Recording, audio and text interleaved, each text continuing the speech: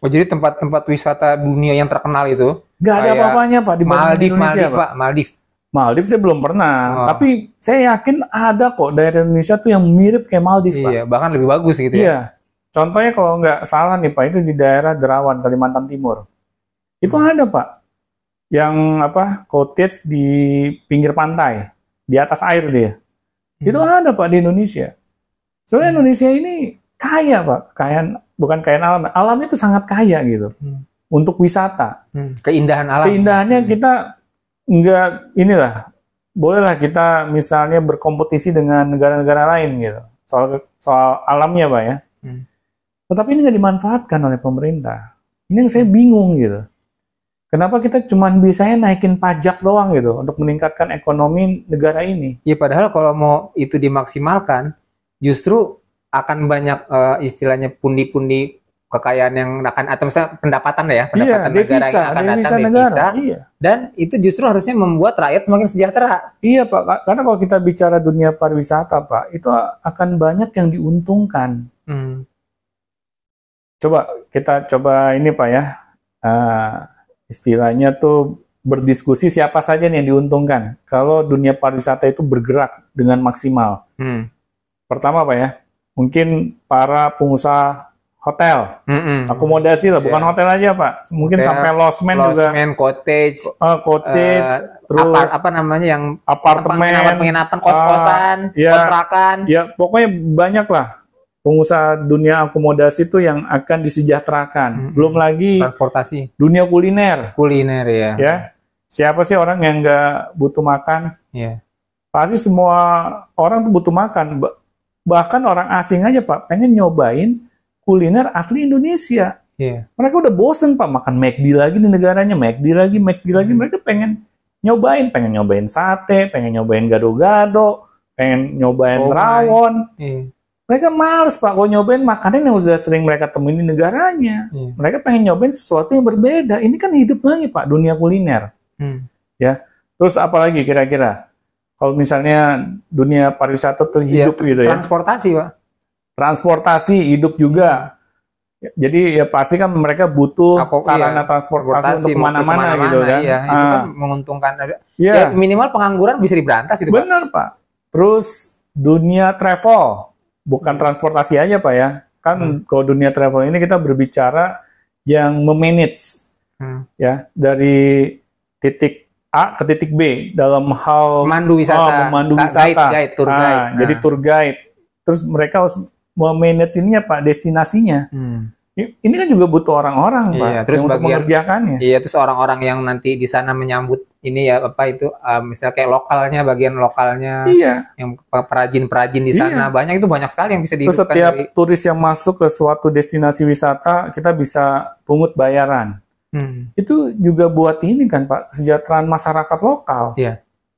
Ini kok nggak dimanfaatin gitu? Itu yang saya bikin bingung Pak. Masa Bahamas dan Caribbean yang nggak ada apa istilahnya secuilnya negeri kita Pak, keindahannya, kok kita bisa kalah gitu? Ya karena apa Pak? Karena ya pemerintah abai dengan hal ini Pak. Itu yang saya bingung. Pak itu tuh yang kok dia cuma bilang terima kasih sama Isospeed itu nggak ini apa nggak mikir Pak? Nah, maksudnya jadi terima kasih aja gitu. Maksud saya kita ini senang yang sekedar pencitraan Pak. Kita hanya senang dengan sesuatu yang gimmick, bukan sesuatu yang berproses gitu. Akhirnya karena kita senangnya sesuatu yang pencitraan, gimmick, kita publikasi aja, publikasi yang instan.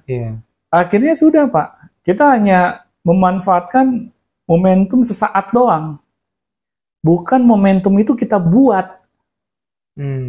Nah ini yang salah kaprahnya gitu. Ya makanya saya nggak heran gitu. Kalau bangsa ini sulit untuk sejahtera Pak. Karena kita nggak mau berproses, kita nggak mau berupaya gitu. Untuk menjemput kesejahteraan kita. Kita mau serba instan, mau serba cepat gitu. Kayak pengen serba cepat, sukses pengen serba cepat. akhirnya udah kita nyari jalan instan. Ya ujung-ujungnya naikin pajak.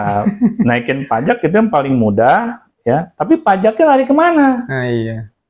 Tetap aja rakyat susah-susah juga, makin susah. Itu kan nggak jelas juga, Pak.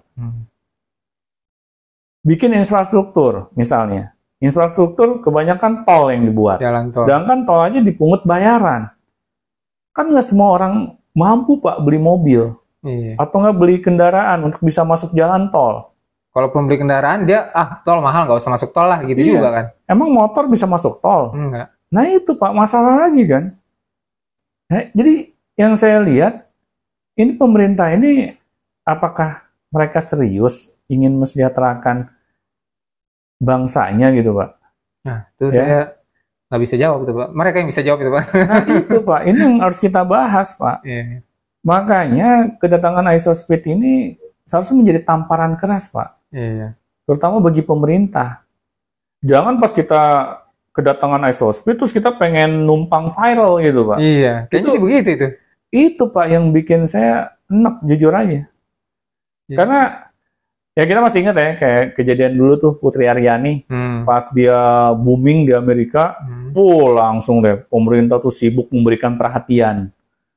Kemana aja lo selama ini? Iya. Putri Aryani juga bisa kayak gitu bukan gara-gara pemerintah? Iya benar.